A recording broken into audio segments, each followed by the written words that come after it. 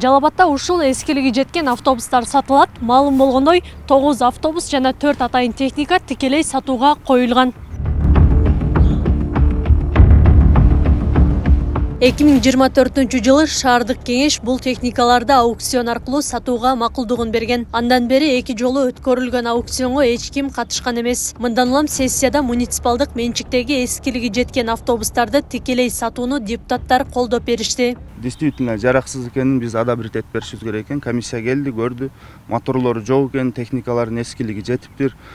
Алды 15 жыл служба кылган техникалар экен да. Буну оңдоп түзөгөнү кетирген расходко жаңы машина алса болот экен да. Техникалардын эң арзаны таштанды ташыган унаалар 10 000 сомдон бааланган. Сатуудан алынган каражат шаар казынасына түшө турганы айтылды. Анан биз шаар кеңешке сунуштагандан кийин макулдук алгандан кийин көз карансыз баалоочуга тендер аркылуу жарыя берип туруп баалатканбыз.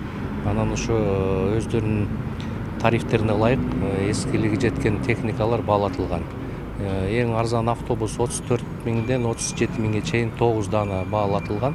Андан сырткары тазалык мекемесинин эски техникалары 4 дана 10 000ден 25 000ге чейин баалатылган. 2009 Кытай Эл Республикасынан жардам катары 16 автобус Жалал-Абад шаарына берилген. Бирок убакыттын өтүшү менен жарактан чыгып, мурдагы автобустар каттамга чыкпай калган. Белгилей кетсек, 2023 президент Садыр Жапаров Жалал-Абадка 50 автобус белекке берген. Ал эми шаар бийлиги 10 электробус сатып алган. Акылай Карабаева, Замирбек Тойчубаев, Регион.